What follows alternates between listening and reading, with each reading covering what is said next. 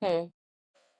One set of candidates who are from non-SaaS backgrounds, let's assume maybe, B2C fintech or B2C edtech, these kind of Yes. people who have decent amount of sales experience. They've done cold calls, not cold Mhm. emails, maybe to an extent, but cold calling they have done. And now they are preparing for the interviews. They want to get into SaaS. Again, starting point would be SDR. That's the reason they want to apply for SDRs. It would be a little Yeah. difficult for them to prove themselves that they can close bigger ticket size and all of that. So let's try to build a kind of simpler version of playbook for them to approach and get an interview scheduled. Okay, so what would be Hmm. your step by step process or a procedure for a non-SaaS sales guy only, but non-SaaS in order to apply and get an interview for SaaS SDR role? Sure. I don't know how much detail should we get into this, but I think first of all, it is really understand the basics, right? Again, Mhm.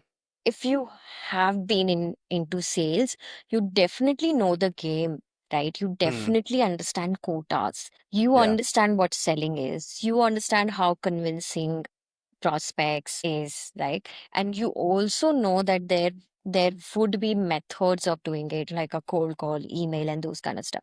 Now, I've specifically seen that people who are coming from fintech experience, they don't understand these methodologies that well. That Mm. why do we really need to send an email if we can just call and convert, Mm. right?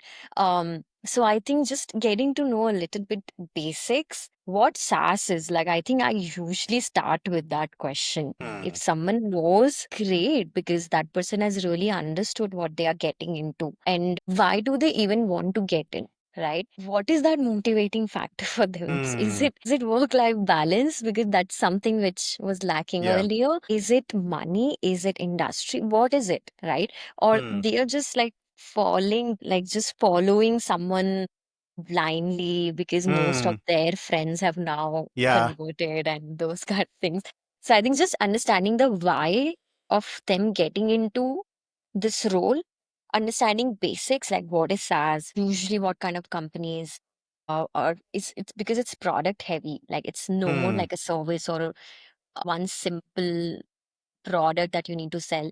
Product always evolve, right? So you Mm. cannot have one pitch throughout your life for all personas that you talk to. So just understanding a little bit about, can they unlearn and can they Mm. learn about a product and then start prospecting.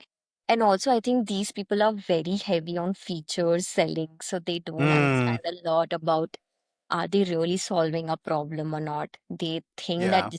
we are told to sell this, let's go. Though that encouragement and that excitement is great, so how are they really understanding that, okay, we are really trying to solve a problem that exists? Mm. So what will happen if X product doesn't exist in the market? What kind of problem that persona will have in their day to day, Yeah. right? So I think just picking one product and doing a little bit analysis on that, right? What is Mm. SaaS? One product, like, because generally, like, people don't expect them to know a lot of SaaS tools, a lot of SaaS products. Even if they know one product and they have researched on that, okay, I can sell this product is solving X problem. I can sell this product to XYZ personas. Mm. And this is what they're missing out if they don't have the product. And this is how I can sell it and not really push it, but Mm. understanding the problem and try to sell it. And then, of course, if they have to sit for interviews, and I know like initially you really don't understand like where do you even apply, right? So Mm. whatever comes your way, you just keep on applying. That is fine to do. But once you are nearest to that interview Mm. section, at least grab some time or do your research on that product and on that persona, on that company, and Yeah. things like that. So I think it's all boiled down to just adding a little bit more hours onto your interview prep, Mm. literally, and try to unlearn a lot of things that you have learned. And on contrary, I think the skill sets that these people have, right? The Mhm. rejection, the ratio of rejection that they have faced, I don't think SaaS Yeah. people have ever faced it. Their Yeah. grit, the pressure environment that they have come out of, like Mm. weekly targets, weekly sales momentum. Mm.